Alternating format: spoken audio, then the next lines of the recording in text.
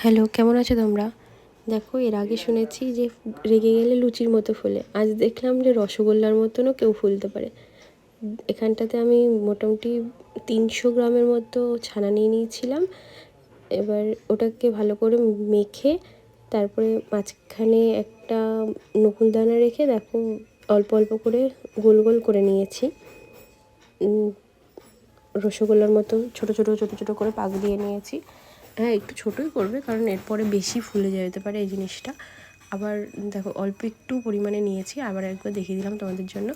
অল্প একটু মেখে নিয়ে নিয়েছি হাতে, তারপর আবার একটা মাঝখানে নকুলদানা রেখে তারপর ওটাকে ভালো করে গোল করে নিয়েছি। এই দেখো, আমার এখানটাতে সমস্ত কটা তৈরি করা হয়ে গেছে। এবার এটা চিনির জল বানিয়ে ভালো করে ওটাকে ফুটিয়ে তার মধ্যে 2টো এলাচ ভেঙে দিয়েছি। এবার একে একে করে সব কটা আমি দিয়ে দিয়েছি। দেখো, সব কটা একসাথে একটা একটা একটা করে সব কটা দিয়ে দিতে হবে। তারপরে হয়ে যাবে। এই যে এগুলোকে দিয়ে আমি একটু জাস্ট ঘরের মধ্যে গেছি, ও বাবা, তারপরে এসে দেখি কি এদের কেন আমি একা রেখে গেছি, তাই জন্য এরা রেগে একদম আমার উপরে ফুলে গেছে।